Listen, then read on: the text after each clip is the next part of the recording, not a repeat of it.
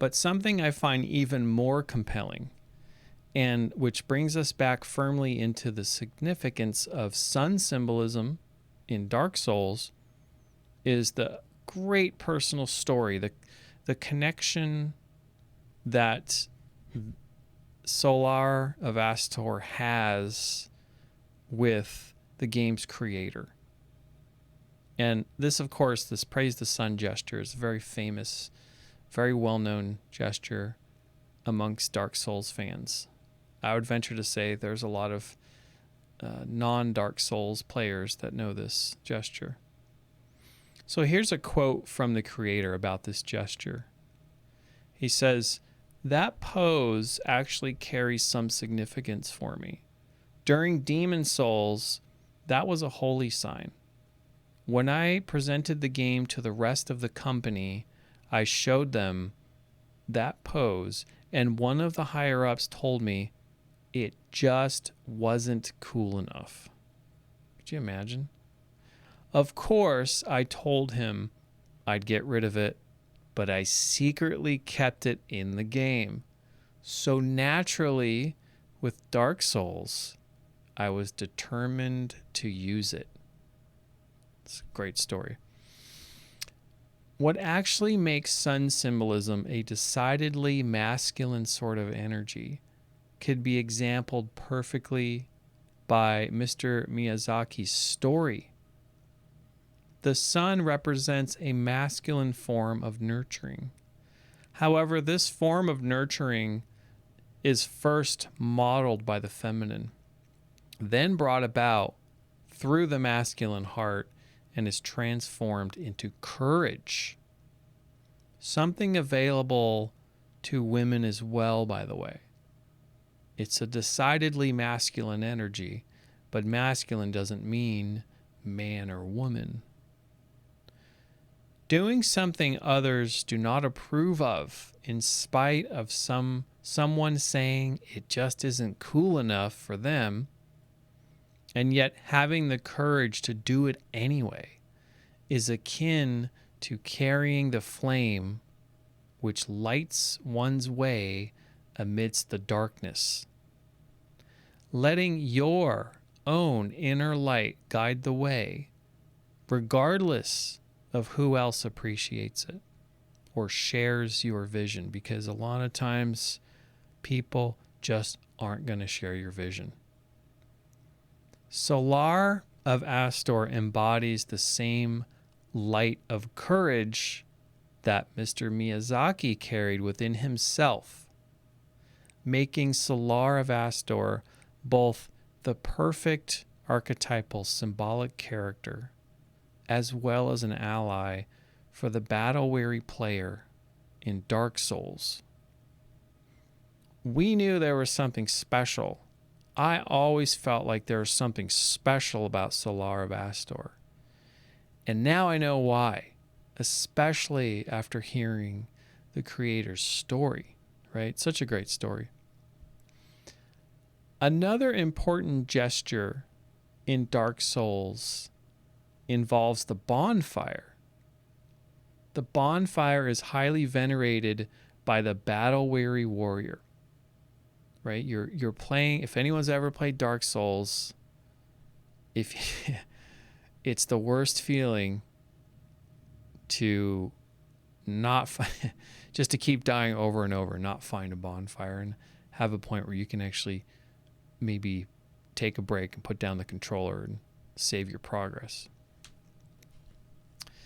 For the player in Dark Souls, the bonfire provides respite from the evil that's lurking behind every corner. The bonfire is a safe place. It's free from enemies, well, most of the time. Some of them aren't. It's a place to redeem collected souls, as well as a place to save. This particular image holds some rather interesting secrets, which I'm going to reveal a little bit later in the video.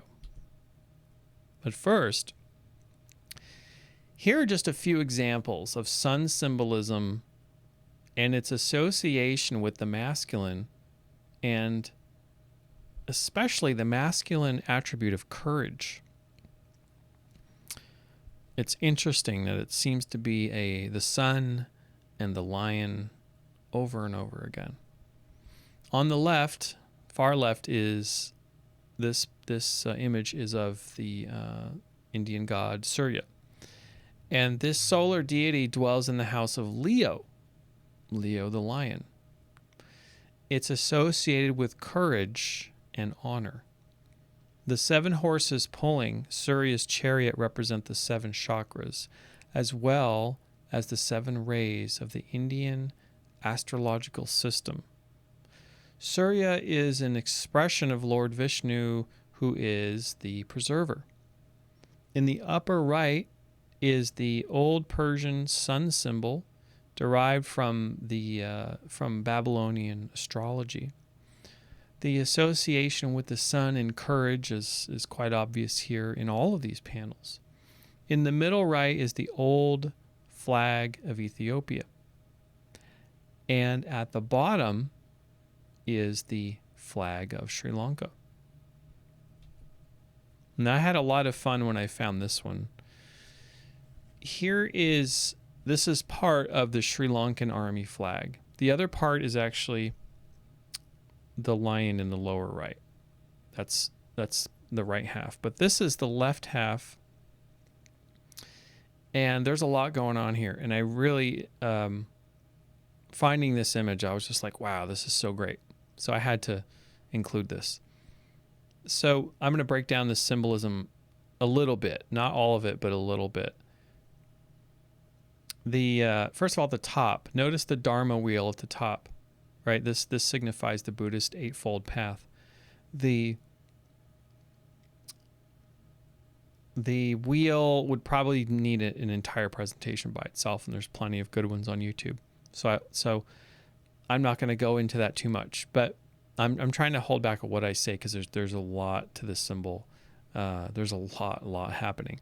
But this entire symbol, I'll explain it in. I get a little excited when I see these things. I'll explain it in keeping with the masculine and feminine. So this entire symbol is pretty well balanced, first of all, and it includes the masculine and feminine. Right? You see the sun and moon at the foundation of the potted plant, which is beautiful. The placement of the lion in the middle. That's the focus of the symbol. It's telling us that courage, represented by the lion in the middle, is the main virtue that's being emphasized here. Courage is the virtue, right? And that's the virtue of the army in Sri Lanka, which makes sense. But what we don't see, what we may not notice, is that this courage, this virtue of courage that has come about in the center of the symbol that's being featured, can only come about. It can only be fully realized and cultivated by the unity of masculine and feminine in harmony. So you could see the masculine and feminine at the bottom of the plant, right? This is the foundation of the plant. This is where the roots are. This is where it grows. And it is only through the masculine and feminine, the unity of these energies within the self, that true courage can come into reality for you, right? So that's what largely what this symbol is getting across here. And so courage, back to my point of courage is not a completely masculine. It depends heavily upon the feminine. Without the feminine, you don't really have courage. You might have bravado or something that looks like courage, but it's not real courage. So this is just an amazing symbol. Here's another example of the lion and courage, and this is the alchemical example between the sun eating the green lion. So the allegory of the green lion devouring the sun is a symbol of purification in the physical sense of alchemy. And also in the metaphysical sense, this symbol represents the courage to endure a spiritual purification, because a spiritual purification can be quite traumatic. It can be quite difficult. But the question should be asked, why exactly should we accept that the sun is a masculine energy aspect that's associated with courage? Because so many cultures which came before ours held this particular view doesn't mean we should accept it by default. So before we move on to the next archetypal symbol, we need to understand why the sun is masculine and why it even matters in the first place. And as we know, going back to the last slide, as we know, the masculine and feminine work together for courage. So courage is not just masculine. But let me go into this point a little bit more, because it does definitely bear some fleshing out. I'm going to use this image from Hermeticism to explain this. First of all, don't think in terms of men and women when I say masculine and feminine. Think in terms of a tendency, or think in terms of an energy, or for example, let's say light is an energy. Light's an energy, and it has certain properties and it has certain behaviors, right? Light fills a room. Light takes a dark place and makes it so you can see. There's so many properties of light. Light moves out into the world in all directions equally, goes everywhere, right? The masculine energy, like light, is an initiator, or the one that goes out first. It is courageous, putting itself out there in the world. The masculine dominates, it pervades or penetrates, it moves out into the world. It moves upward and outward. Whereas the feminine energy is submissive, inward, and reflective. This is not to say that one energy aspect is lesser than, however, because that's not the case. They can only be in harmony when in equal proportion to each other, when working harmoniously together, right? One is not better. Just because one is above and one is below, that doesn't equal this one's better and this one's not as good, right? It has nothing to do with that whatsoever. The masculine energy, of course, is of no use, however, without the balance of the feminine energy aspect. Both depend upon the other for balance and harmony, because without one, there is no other. And without both, neither have any power. In the endless cycle of eternal creation and destruction, that's basically our world, where things come into being, they grow, and then they die, then are absorbed back into Shiva, right? Back into that which is not. Both forces of masculine and feminine share an equal stake and a seemingly opposite role at the very same time. And if you've watched any of my videos, you'll hear me say this again and again, that our essential reality is a paradox. And this paradox is borne out between the relationship of masculine and feminine, right? It essentially comes down to our absolute, this way of understanding the world and the esoteric sense is a pretty good approximation for how we observe the world as it is now, but it certainly isn't an ultimate answer for what we are or what existence is. But it's probably one of the best models that we have in any discipline. And finally, before we move on to the next archetypal symbol, which you might be able to guess what it is, maybe. We have this figure here in this panel of Jesus. I wanted to drive this point home about what I talked about a little bit earlier with Una. Jesus is known in the Bible as the light of the world and the Son of God.